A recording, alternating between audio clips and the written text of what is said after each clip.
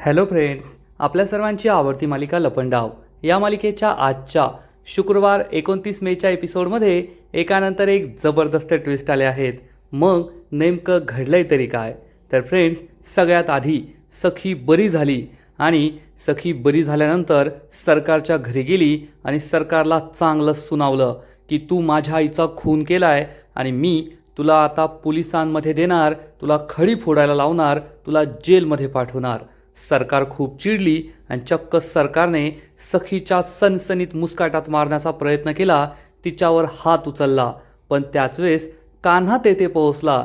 कान्हाने सरकारचा हात पकडला आणि सरकारला धमकी दिली, माझ्या बायकोवर हात उचलला ना तर तो हात मी तोडून फेकून देईल. त्यामुळे सरकार चांगलीच टरकली आणि मग सरकारने सखीला घराबाहेर हाकलून दिलं. सखी आणि कान्हा हे दोघे पुन्हा एकदा सखी सदन चाळीत राहायला गेले आहेत. मग ज्या सखी सदन चाळीपासून सखी आणि कान्हाच्या प्रेम कहाणीला सुरुवात झाली होती, तेथेच हे दोघे पुन्हा एकदा प्रेमात पडणार का? सखी कान्हाला माफ करणार का? हे सगळं नेमकं घडलं तरी कसं, हे जाणून घेण्यासाठी हा व्हिडिओ शेवटपर्यंत नक्की पहा. फ्रेंड्स, आजच्या एपिसोडच्या सुरुवातीलाच गौतम आणि कान्हा हे दोघे सखीच्या रूममध्ये येतात. सखी या दोघांकडे पाहते आणि खूप इमोशनल होते, रडू लागते. कान्हा आणि गौतमच्याही डोळ्यात पाणी असतं. कान्हा सखीजवळ बसतो, प्रेमाने तिच्या डोक्यावर हात ठेवतो आणि गौतम म्हणतो, बबडू तू बरी आहेस ना? तर सखी ढसाढसा रडू लागते आणि म्हणते, काका घरात जी आहे ती माझी आई नाही आहे, ती सरकार आहे. याचा अर्थ त्या दिवशी माझ्या नजरेसमोर दरीत पडून जी मेली ती माझी आई होती. मी किती कम नशिबी आहे, मी माझ्या आईला नाही वाचू शकले. मी फक्त उभे होते, माझ्या डोळ्यासमोर माझी आई दरीत पडली, पण मी काहीच करू शकली नाही. काका मला खूप वाईट वाटतंय, असं म्हणून सखी ढसाढसा रडू लागते. गौतम तिला सावरतो, समजावून सांगतो, रडू नकोस, सगळं काही ठीक होईल. पण सखीला आईची खूप काळजी वाटत असते, आईची खूप आठवण येत असते. सखी म्हणते, मी किती कम नशिबी आहे, माझी आई फक्त 2 दिवस माझ्याबरोबर होती. इतकी वर्ष मी माझ्या आईची वाट पाहिली, पण फक्त 2 दिवसातच बाबा मला तिच्यापासून कायमचं दूर घेऊन गेले. आता ती माझ्या आयुष्यात नाही आहे, या जगात नाही आहे. हा विचार करून सखी खूप दुःखी होते, रडू लागते. पण तेवढ्यात तिला सरकारची आठवण येते. सखी चिडून म्हणते, हे सगळं त्या सरकारमुळे झालंय. त्या सरकारने माझ्या आईला माझ्यापासून हिरावून घेतलंय. मी तिला सोडणार नाहीये, त्या नालायक बाईला मी सोडणार नाहीये. आत्ताच्या आत्ता तिला जाऊन जाब विचारते, तू हे सगळं का केलं? का मला माझ्या आईपासून दूर केलं? का खोटं वागलीस? असं म्हणून सखी चक्क उठून बसण्याचा प्रयत्न करते. कान्हा गौतम खूप घाबरतात, तिला शांत करण्याचा प्रयत्न करतात. थांबा सखी मॅडम, सखी थांब. पण सखी काय ऐकत नाही. तिच्या हाताला जे सलाईन असतात ते सगळं ती काढून ठेवते, नाकावरचा ऑक्सिजन मास्क काढून ठेवते. कान्हा तिला समजवण्याचा प्रयत्न करतो, सखी मॅडम समजून घ्या, तुम्ही खूप अशक्त आहात, अजून तुम्ही पूर्ण बऱ्या झाल्या नाही आहात, कोठे जायची गरज नाहीये, थांबा. पण सखी काही ऐकत नाही. सखी बेडवरून उठते, पण तिला काही नीट उभं सुद्धा राहतात नाही. ती खाली पडणार इतक्यात कान्हा आणि गौतम तिला सावरतात. पण सखीने ठरवलेलं असतं, आज कोणत्याही परिस्थितीत जायचं आणि सरकारला जाब विचारायचा. सखी हॉस्पिटल बाहेर पडते आणि इकडे सरकारच्या घरी सरकारने चक्क मीनाक्षी आणि परशुरामला नौकर बनवलेलं असतं. जुनी साडी, बनियान यावर मीनाक्षी आणि परशुराम हे दोघे चक्क घराची फरशी पुसत असतात, साफसफाई करत असतात. सखी तेथे येते आणि या दोघांची ही अवस्था पाहून सखीला जबर धक्काच बसतो. तेवढ्या सखीला भिंतीवर सरकारचा फोटो लावलेला दिसतो. हा फोटो पाहून सखीच्या तळपायाची आग मस्तकात जाते. सखीला खूप राग येतो. सखी परशुराम आणि मीनाक्षीला आवाज देते. हे दोघे सखीला पाहतात. सखी सुखरूप आहे याचा या दोघांना खूप आनंद होतो. मीनाक्षी म्हणते, सखी बाळा तू बरी आहेस ना? खरंच देवाचे खूप आभार, तू सुखरूप आहेस. परशुरामलाही आनंद झालेला असतो. पण तेवढ्यात सखीला मीनाक्षीच्या गालावर थोबाडीत मारल्याचे वळ दिसतात, बोटांचे वळ दिसतात. त्यामुळे तिला जबर धक्काच बसतो. परशुराम मान हलवून तिला सांगतो, हो सरकारनेच मारलंय. सखीला खूप राग येतो. सखी जिन्याजवळ येते आणि जोर जोरात ओरडू लागते, मनस्विनी खाली ये, मनस्विनी खाली ये. आणि तेवढ्यात सरकार ही जिन्यावरून खाली उतरते आणि सखी समोर येऊन उभी राहते. सखी आणि सरकार एकमेकींकडे रागारागाने पाहत असतात आणि सखीला आठवतं की या सरकारने माझा किती मोठा विश्वासघात केला आहे. या सरकारने माझी आई तेजस्विनी बनवून मला कसं फसवलं आहे, काय काय फसवलं आहे, कशी ॲक्टिंग करत होती आणि मी सुद्धा तिला माझी आई समजून सगळी प्रॉपर्टी तिच्या नावावर केली, तिचं औक्षण केलं, सगळं तिच्या हवाली केलं. हे सगळं सखीला आठवतं. सखी ही स्वतःला थांबवण्याचा प्रयत्न करत असते, पण तिचे हात शिवशिव करत असतात. ती खूप चिडलेली असते. सखी आणि सरकार काहीच बोलत नाही, फक्त एकमेकींना डोळे दाखवत असतात, एकमेकींकडे रागारागाने पाहत असतात. फ्रेंड्स, हा सीन खरंच खूप भारी आहे. आणि तेवढ्यात नंदा तेथे येते आणि म्हणते, अगं बाया, एवढी एवढीशी पोरगी, मला तर वाटलं आत्तापर्यंत गेली असाय ढगात, पण अजून काही गेली नाही. सखीला समजतं ही नंदासुद्धा सरकारच्याच बाजूने आहे. नंदा म्हणते, अगं मी तर सगळं प्लॅन बनवला होता की हिच्या 13व्याला जेवायचं, पण ही एवढी एवढी पोरगी काही मरत नाही, तिची नशिबाची दोरी जगण्याची दोरी चांगलीच घट्ट दिसतीये. तर सरकार म्हणते, हो ना, नाहीतर सरकारने एखाद्याला डंख मारला आणि सरकारचं विष एखाद्या व्यक्तीमध्ये गेलं ना, ती व्यक्ती काही जगत नाही, पण ही मात्र जगलीये. सखी सरकारला तोडीस तोड उत्तर देते, तुझा डंख आता तेवढा पॉवरफुल राहिला नाहीये मनस्विनी, आणि तू मला मारू शकत नाही. सरकार विचारते, तू? तर सखी म्हणते, हो तू, कारण तुला आदर देण्याची तेवढी लायकी नाहीये तुझी, आणि तुला आई म्हणून आई शब्दाचा मान मी कमी करणार नाहीये. सरकारला खूप राग येतो. सखी चिडून म्हणते, तू मला फसवलंस, माझी आई असल्याचं नाटक करून या घरात राहिलीस, माझ्याकडून सगळी प्रॉपर्टी स्वतःच्या नावावर करून घेतली, आणि आता मी तुला तुझी खरी जागा दाखवून देणार आहे. तर नंदा म्हणते, अरे देवा, मनस्विनी, हिने तर तुझी लायकीच काढली, आता माझ्या मनस्विनीचं काय होणार, माझी मनस्विनी आता काय जगणार नाही. असं म्हणून ही नंदा रडण्याचं नाटक करते, आणि हे पाहून सखीला आश्चर्य वाटतं. तर सरकार म्हणते, अगं कशाला रडतेस तू, तुला तमाशा पाहायची खूप सवय आहे ना, आता खरा तमाशा तर आत्ताच सुरू होणार आहे.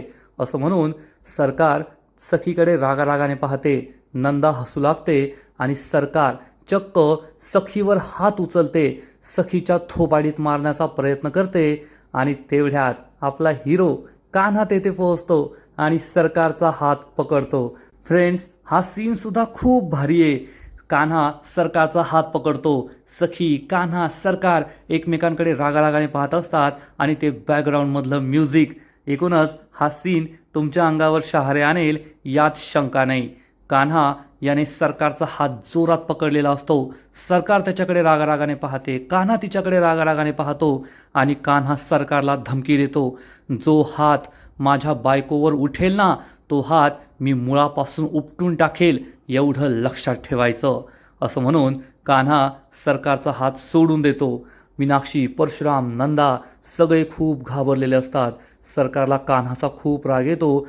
सरकार आपली मूठ आवळते आणि म्हणते, अरे देवा, अचानक हीट वेव्ह जाणवली, मला गरम झाल्यासारखं वाटलं, गरमी खूप वाढली आहे ना. असं म्हणून सरकार एखाद्या राक्षसासारखी हसू लागते. कान्हा, गौतम सगळे तेथे आलेले असतात, आणि मग सरकार ही कान्हाला विचारते, कबीर किर्लोस्कर, तू या मूर्ख मुलीसाठी, या सखीसाठी माझ्याशी पंगा घेतोय, माझ्या वाकड्यात जातोय, तुझ्यासारख्या हुशार बिझनेसमॅनला हे शोभत नाही रे. सखी खूप दुःखी होते, आणि सरकार ही कान्हाला म्हणते, आणि काय बोललास तू, बायको, ही तुझी बायको आहे का? अरे पण सखीचं लग्न तर कान्हा महाडिकशी झालं होतं ना, पण तू तर कबीर किर्लोस्कर आहे. आणि जर कान्हा महाडिक नावाची एखादी व्यक्तीच अस्तित्वात नाहीये, तर सखी आणि कान्हाचं लग्न तरी कसं झालं, आणि तू तिचा नवरा तरी कसा, हे मला सांग. तू तर कबीर किर्लोस्कर आहे ना, मग कबीर किर्लोस्कर आणि कान्हा महाडिक या दोन वेगवेगळ्या व्यक्ती आहेत, त्यांच्याबद्दल मला सांग. तू कोण आहेस आणि तो कोण होता, तुझं आणि सखीचं लग्न झालंय की नाही? कारण तू जर कबीर किर्लोस्कर असशील तर तुझं लग्न सखीशी झालंच नाही, मग सखी तुझी बायको नाहीये, मग हे असं कसं होणार? सखी आणि कान्हा काहीच उत्तर देत नाही.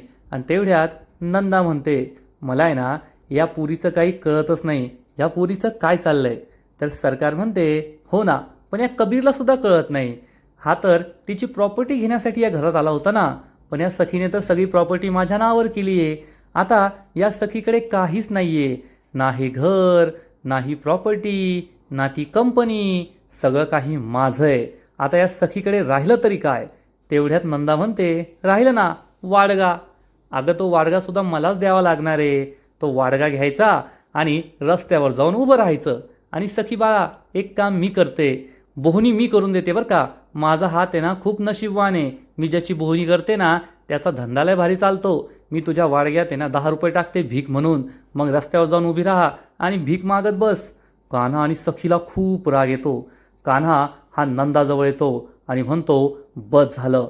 माझ्या बायकोबद्दल एक शब्द जरी बोलला ना तरी तुमची जीभ हसडून घेईल. लहान मोठं मी पाहणार नाही, एवढं लक्षात ठेवा. नंदाची चांगलीच टरकते तर सरकार हसू लागते. कान्हा हा पुन्हा एकदा सरकार समोर येतो आणि म्हणतो, सरकार, मी तुम्हाला बर्बाद केल्याशिवाय गप्प बसणार नाहीये, एवढं लक्षात ठेवा. मी तुमचं सत्य नक्कीच समोर आणेल. सरकार म्हणते, आण ना, तुला तेच काम आहे, काय करायचं ते कर. तर सखी चिडून म्हणते, तुम्हाला काय वाटतं हे सगळं बोलून तुम्ही वाचणार आहात का? नाही, मी आत्ताच्या आत्ता तुमच्या विरुद्ध पोलीस कंप्लेंट करणार आणि माझ्या आईच्या खुनाच्या गुन्ह्यात तुम्हाला आयुष्यभर जेलमध्ये सडवणार, खडी फोडायला पाठवणार. सखीचा हा कॉन्फिडन्स पाहून सगळ्यांनाच भीती वाटते. सरकार मात्र हसू लागते. सगळ्यांनाच आश्चर्य वाटतं की सरकार का हसतीये. आणि सरकार म्हणते, कोण म्हणालं की मी तुझ्या आईचा खून केलाय? अगं मीच तुझी आई आहे, तेजस्विनी राघव कामत. सखी आणि कान्हाला खूप राग येतो. सरकार म्हणते, तू हे कधीच सिद्ध करू शकत नाही की मी मनस्विनी आहे. मीच आहे तेजस्विनी राघव कामत. गौतम खूप चिडतो आणि म्हणतो, गप ग, किती खोटं बोलणार आहेस अजून? खोटं बोलण्याची सुद्धा काही लिमिट असते. बस झालं तुझं हे खोटं बोलणं. सरकारला खूप राग येतो आणि सरकार ही गौतम जवळ येते आणि म्हणते, गौतम, सॉरी छोटे भाऊजी. कसं आहे ना छोटे भाऊजी, माझ्या विरुद्ध तुमच्याकडे कोणताही पुरावा नाहीये. मी सखीच्या आईचा खून केलाय. हे सिद्ध करण्यासाठी ना सगळ्यात आधी तुम्हाला हे सिद्ध करावं लागेल की मी मनस्विनी आहे, जे तुम्हाला जमणार नाहीये. आणि तुम्हाला सरडा माहिती आहे का छोटे भाऊजी? सरडा आहे ना रंग बदलतो, तो त्याचा स्वभाव असतो. सरड्याने जर ठरवलं की तो रंग बदलणार नाही तर तो जगेल का? नाही. तसंच मी सरकार आहे, मला खोटं बोलायची सवय आहे आणि काही झालं तरी मी खोटं बोलणार, जोरात बोलणार, ओरडून बोलणार, रेटून बोलणार की मीच आहे तेजस्विनी राघव कामत. आणि या जगाचं कसं आहे ना, खोटं हे पुन्हा पुन्हा पुन्हा पुन्हा बोललं ना तर ते सुद्धा खरं वाटायला लागतं. मी तेच करणार. मी अख्ख्या जगाला ओरडून सांगणार, मी आहे तेजस्विनी राघव कामत. त्यामुळे सगळ्यांना तेच खरं वाटेल आणि तुम्ही कधीच हे सिद्ध करू शकत नाही की मी तेजस्विनी नाहीये आणि मनस्विनी आहे. ही गोष्ट सगळ्यांनाच पटते. सखी, कान्हा, राघवला हे पटत असतं. नंदा हसू लागते आणि मग सरकार ही सखीजवळ येते आणि म्हणते, मूर्ख मुली, मला खडी फोटवायला पाठवण्याआधी ना तुला हे सिद्ध करावं लागेल की मी तेजस्विनी नाहीये, मनस्विनी आहे. आणि हे तू कसं सिद्ध करणार? तुझ्याकडे फक्त 2च पर्याय होते. पहिला पर्याय म्हणजे माझे डोळे, आणि मी माझ्या डोळ्यांचा रंग हा कायमचा ब्राऊन करून घेतलाय. आणि दुसरा पर्याय म्हणजे तुझ्या आईच्या जुन्या आठवणी. पण तुझ्या आईच्या आयुष्याबद्दल सगळ्या गोष्टी मला तोंडपाठ आहेत. तू ते सुद्धा सिद्ध करू शकत नाही. आणि तेवढ्यात नंदा म्हणते, अगं पण एक गोष्ट आहे ना ती, ते मी सिनेमात पाहिलंय, ते काय DNA का FNA ते असतं ना. सरकार लगेच डोक्याला हात लावून घेते. अरे देवा. सखी आणि कान्हाला वाटतं ही आयडिया भारी आहे. तर सरकार म्हणते, तुझा हा प्लॅन सुद्धा फ्लॉप होईल, कारण तेजस्विनी आणि मी जुळ्या सख्या बहिणी आहोत. आमचा DNA हा 99% सेम आहे. त्यामुळे जरी तू DNA टेस्ट करून घेतली तरी 99% चान्सेस आहेत की आमच्या दोघींचे DNA मॅच होतील. आणि त्या DNA रिपोर्टमध्ये सुद्धा तेच येईल की आपण दोघी मायलेकी आहोत. त्यामुळे तू काही सिद्ध करू शकणार नाहीये. सखी आणि कान्हाला खूप वाईट वाटतं. सरकारचा कॉन्फिडन्स एका वेगळ्याच लेव्हलवर असतो. सरकार म्हणते, तुझा पूर्ण जन्म निघून जाईल पण तू हे सिद्ध करू शकणार नाही की मी तुझी आई नाहीये, मी मनस्विनी आहे आणि मी तेजस्विनीचा खून केलाय. सखी सरकारकडे रागारागाने पाहत असते. गौतम, कान्हा गप्प उभे असतात आणि सरकार म्हणते, राहिला सायला प्रश्न तेजस्विनीच्या ॲक्टिंगचा. ती तर मला छानच जमते, मागील काही दिवसात तू पाहिलंय, करून दाखवू का? आणि मग सरकार एक पात्री प्रयोग सादर करते आणि सरकार ही तेजस्विनीची ॲक्टिंग करते. फ्रेंड्स, कदाचित लपंडाव ही अशी पहिली मालिका असेल ज्यामध्ये मुख्य हिरो आणि हिरोईनपेक्षा व्हिलनची, खलनायकीची ॲक्टिंग सगळ्याच प्रेक्षकांना आवडतीये. सरकारचा आपल्याला कितीही राग येत असला, पण अभिनेत्री रुपाली भोसले यांनी जी ॲक्टिंग केली आहे, मग ती सरकारची असो किंवा मग तेजस्विनीची असो, ती एक नंबर आहे, यात शंका नाही.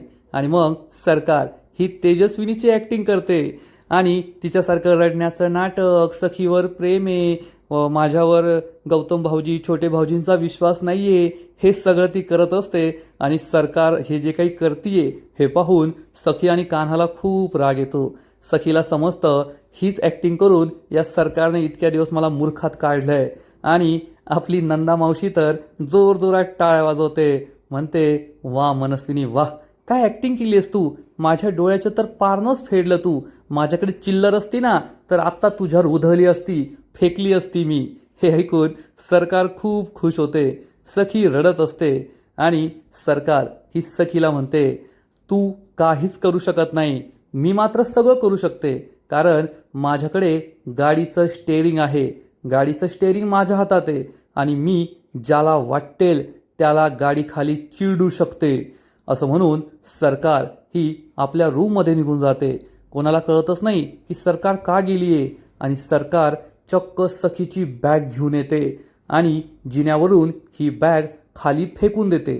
सगळ्यांना कळतं की सरकार सखीला घराबाहेर हकलणार आहे. सरकार सखीजवळ येते आणि म्हणते, गेट आउट, निघ माझ्या घराबाहेर, या घरातली तुझी वेळ संपलीये. असं म्हणून सरकार सखीचा हात पकडते आणि तिला फरफटत घराबाहेर घेऊन येते आणि घराच्या दाराबाहेर तिला धक्का देते. सखी ही आता घराबाहेर असते. सरकार तिला म्हणते, एक दिवस तुझ्या आईने मला घराबाहेर काढलं होतं आणि आज मी तुला या घराबाहेर काढतीये. घरातील सगळ्यांना खूप वाईट वाटतं.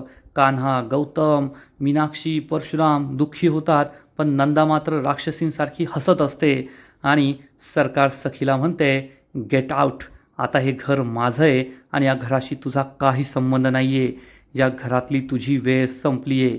सखी बिचारी रडू लागते आणि आपली बॅग घेऊन तेथून निघून जाते.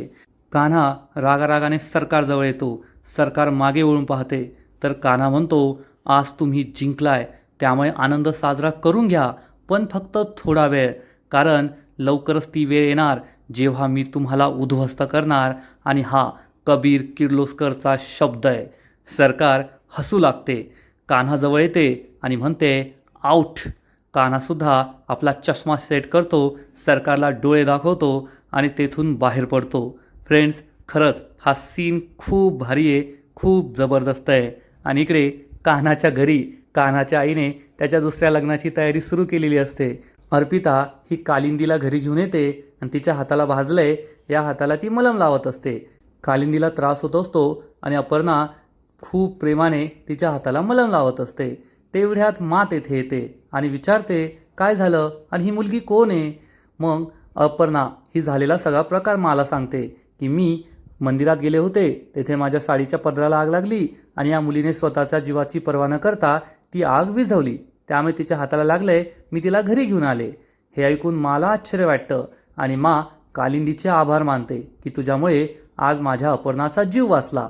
माँ विचारते, पण तू इतक्या उन्हाची, इतका त्रास असताना का गेली होती मंदिरात दुपारच्या वेळेस? तर अपर्णा सांगते, माँ मला कान्हाचा कॉल आला होता, कान्हाने मला सांगितलं की सखीचा जीव धोक्यात आहे, सखी हॉस्पिटलमध्ये ॲडमिट आहे, म्हणून तिच्यासाठी प्रार्थना करायला मी मंदिरात गेले होते. तर माँ म्हणते, तुमच्या माय लेकाचं तर मला कळतच नाही, का त्या सखीच्या नादाला लागताय? अगं अपर्णा, आधी स्वतःच्या तब्येतीकडे लक्ष दे आणि मग तुझ्या त्या सुनेच्या. हे ऐकून अपर्णाला खूप आनंद होतो. अपर्णा म्हणते, माँ तुम्ही आता स्वतः सखीला सून म्हणालात, म्हणजे तुम्ही सुद्धा तिला स्वीकारलंय. माँ चिडून म्हणते, मी असं काही केलं नाहीये आणि माँ रागारागाने निघून जाते. कालिंदी हे सगळं पाहत असते आणि म्हणते, मी जाऊ का? मला असं वाटतं मी चुकीच्या वेळेस आले. तर अपर्णा म्हणते, नाही नाही, काही खाऊन जा ना. तर कालिंदी म्हणते, नको काकू, मी जाते आता, येईल नंतर परत कधीतरी. असं म्हणून कालिंदी तेथून निघून जाते. आणि इकडे आपली बिचारी सखी ही रस्त्यावर फुटपाथवर उभी असते आता तिला राहायला घर नाही आहे, जायचं कुठे हाच प्रश्न तिच्या समोर आहे. पण सखीला आपल्या आईची, तेजस्विनीची आठवण येत असते. जे 2 दिवस तेजस्विनी तिच्या बरोबर होती, मी माझ्या आईबरोबर कशा गप्पा मारल्या होत्या हे सखीला आठवतं. माझ्या आईला मी आंघोळ घातली होती हे तिला आठवतं. माझ्या आईने मला मोदक बनवायला शिकवले होते हे सखीला आठवतं. आणि सखी विचार करते, किती कमनशिबी आहे मी. फक्त 2 दिवसच मला माझ्या आईचं सुख लाभलं, सहवास लाभला, आणि आता माझी आई मला कायमची सोडून गेली आहे. पण आता मी काय करायचं, कोठे जायचं, कसं जगायचं, हाच प्रश्न सखीसमोर असतो. आणि तेवढ्यात कान्हा सखीजवळ येतो आणि म्हणतो, बेबी सरकार, पाहिलंत ना, मी तुम्हाला सांगत होतो ही तुमची खरी आई नाही आहे, सरकार आहे. पण तुम्ही माझ्यावर विश्वास ठेवला नाही. जाऊ द्या, झालं गेलं विसरून जा. आता आपण दोघे एकत्र येऊया. मी तुम्हाला सांगतो, ज्या दिवशी आपण एकत्र येऊ ना, त्या दिवशी आपण सरकारला सहज उद्ध्वस्त करू. सखी सदन चाळीतले किती प्रॉब्लेम आपण सॉल्व्ह केले आहेत. मग हा प्रॉब्लेम काहीच नाही आहे. आपण त्या सरकारला सोडायचं नाही. जेव्हा सन्हा म्हणजेच कान्हा आणि सखी एकत्र येतात ना, त्यांच्यासमोर कोणताच प्रॉब्लेम टिकू शकत नाही. आणि सन्हाचं जग वेगळं आहे. आपण आपलं एक वेगळं विश्व उभारूया आणि त्या विश्वात आपण दोघे सुखी राहूया. सखी खूप चिडते आणि विचारते, काय बोललास तू सन्हा? सन्हा अजून जिवंत आहे का? कान्हा म्हणतो, असं का बोलताय तुम्ही? तर सखी म्हणते, कारण सणामध्ये एक सखी होती आणि एक कान्हा होता. सखी तर तेथेच आहे, पण कान्हा नाही आहे, कारण कान्हा खोटा होता. तूच मला सांग, कोण आहेस तू? तू कान्हा आहे की कबीर आहे? कान्हाकडे या प्रश्नाचं उत्तर नसतं. सखी त्याला खूप बोलते आणि म्हणते, कान्हा, तू आणि सरकार या दोघांमध्ये काय फरक आहे? तुम्ही दोघेसुद्धा माझ्या प्रॉपर्टीसाठी माझ्याशी खोटं वागलात. फक्त सरकार जास्त मोठी खोटी आहे आणि तो थोडा छोटा खोटा आहे. तो छोटंसं खोटं बोलला आणि त्या सरकारने संपूर्ण खोटं विश्वच उभारलं होतं. पण तुम्ही दोघे एकाच माळेचे मणी आहात. त्यामुळे आता मी ना त्या सरकारला भुलणार ना तुला भुलणार. मला मान्य आहे ना की तू मला अनेक वेळेस मदत केली. तू मला त्या सरकारबद्दल पुन्हा पुन्हा सांगत होता की तिच्यावर विश्वास ठेवू नका, ती तुमची खरी आई नाही आहे, ती सरकार आहे. पण मी तुझ्यावर विश्वास ठेवला नाही, त्यासाठी मी तुला सॉरी म्हणते. पण याचा अर्थ असा नाही आहे की तू माझ्याबरोबर जे वागलाय, तू मला जे फसवलंय, मी त्याला माफी देईन. नाही, मी कधीच विसरणार नाही की तू माझ्या भावनांशी खेळलाय. तू माझ्याबरोबर प्रेमाचं खोटं नाटक केलं. तू माझ्या प्रॉपर्टीसाठी माझ्याशी लग्न केलं, हे मी कधीच विसरणार नाही. कान्हा हा खाली मान घालून हे सगळं ऐकून घेत असतो. सखी त्याला सांगते, आजपर्यंत तुम्ही निरागस प्रेमळ सखी पाहिली आहे, पण आता तुम्ही एक स्वाभिमानी सखी पाहाल, जी स्वतःचं जग स्वतः तयार करेल. आणि मी तुला एक गोष्ट सांगते, एक ना एक दिवस मी तुला आणि सरकार या दोघांना धडा शिकवेल. मी तुम्हाला दोघांना सुद्धा सोडणार नाहीये. कान्हा सगळं गुपचूप ऐकून घेतो, काहीच बोलत नाही. तो सखीला समजवण्याचा प्रयत्न करतो, तर सखी म्हणते, नाही, मला हात लावायचा नाही, माझ्यावर हक्क दाखवायचा नाही. तू माझा नवरा नाही, मी तुझी बायको नाही. त्यामुळे बायको म्हणून मला स्पर्श करण्याची हिंमत करू नको. आणि आता माझ्या मनात तुझ्याबद्दल कसलंही प्रेम नाहीये, कसलीही आपुलकी नाहीये. तू मला जी मदत केलीस ना, त्यासाठी तुझे खूप खूप आभार. खरं सांगायचं तर तू मला एवढी मदत केलीस की तुझ्याशिवाय मला जगणं असह्य झालं होतं. तुझ्या आधाराशिवाय मी जगूच शकत नव्हते. पण आता मला तुझ्या आधाराशिवाय जगायचंय आणि मी स्वतःच्या पायावर उभं राहून दाखवणार. कान्हाला खूप वाईट वाटतं. आणि तेवढ्यात किरण दाभाडे मावशी आणि जान्हवीला घेऊन तेथे येतो. दाभाडे मावशीला पाहून सखी खूप इमोशनल होते. मावशीला मिठी मारते, रडू लागते. मावशी तिला सावरतात. मग सखी जान्हवीला मिठी मारते. जान्हवी म्हणते, सखे, आम्हाला सगळं कळलंय, चल आमच्याबरोबर. सखी विचारते, कोठे? दाभाडे मावशी म्हणते, जास्त प्रश्न नाही विचारायचे, गुपचूप चलायचं. आणि दाभाडे मावशी आणि जान्हवी सखीला सखी सदन चाळीत घेऊन जातात. किरण कान्हाला म्हणतो, बरं झालं तुम्हाला वेळेवर कॉल केला म्हणून मी या दोघींना घेऊन आलो. तर कान्हा म्हणतो, कारण मला माहीत होतं सखी मॅडम माझ्याबरोबर येणार नाहीत, त्या सखी सदन चाळीतच जातील, म्हणून मी तुला सांगितलं. पण किरण, मी तुला वचन देतो, मी लवकरच सखीला तिच्या हक्काच्या महालात घेऊन जाणार आणि आमचं एक वेगळं जग तयार करणार. आजचा एपिसोड येथेच संपतो. फ्रेंड्स, लपंडाव या मालिकेचा आजचा एपिसोड खरंच खूप भारी होता, इंटरेस्टिंग होता. कान्हा, सरकार, सखी यांचे जे काही सीन्स होते ना, ते अंगावर शहारा आणण्यासारखे होते. खरंच आजचा एपिसोड पाहायला मजा आली. सखी बदलली आहे, स्वाभिमानी झाली आहे, पण कान्हावरचा तिचा राग काही कमी झालेला नाही आहे. आजचा एपिसोड तर भारी होता, पण या मालिकेचा पुढील एपिसोड आणखीन भारी असणार आहे. आणखीन मोठा ट्विस्ट या मालिकेत येणार आहे. मग नेमकं घडणार तरी काय? तर पुढील एपिसोडमध्ये आपण पाहू की कान्हा आणि सखी हे दोघे पुन्हा एकदा सखी सदन चाळीत राहायला जाणार. कान्हा हा तेथे असेल, सखीसुद्धा तेथे असेल आणि सखी सगळ्या चाळीतील लोकांसमोर म्हणेल, आता मी माणसांना ओळखायला शिकली आहे. तुमच्या समोर एक माणूस आहे ज्याने मला फसवलं आणि दुसरी म्हणजे सरकार जी माझ्या घरी आहे. कान्हाला काय बोलावं हे समजणारच नाही. आणि मग सखी ही दाभाडे मावशीला म्हणेल की मला आता नोकरी करायची आहे, पण माझे सगळे डॉक्युमेंट माझ्या घरी आहेत, ते मला आणावे लागतील. दाभाडे मावशी विचारेल, पण जर सरकारने तुला घरात येऊ नाही दिलं तर काय करशील? सखीला सुद्धा हाच प्रश्न पडणार. आणि मग थोड्या वेळानंतर सखी सरकारच्या घरी पोहोचेल आणि सरकारला ती ठणकावून सांगेल की जो दुसऱ्याचं लुबाडून घेतो ना त्याला कष्ट करायची सवय नसते, पण माझ्या आईवडिलांनी मला कष्टाची सवय लावली आहे आणि मला स्वाभिमान काय असतो ते सुद्धा शिकवलं आहे. त्यामुळे मी आता स्वतःच्या पायावर उभी राहणार, नोकरी करणार आणि तुमचा बदला नक्की घेणार, तुम्हाला धडा शिकवणार, एवढं लक्षात ठेवा. पण सरकारचा कॉन्फिडन्स तर सरकारचा कॉन्फिडन्स आहे.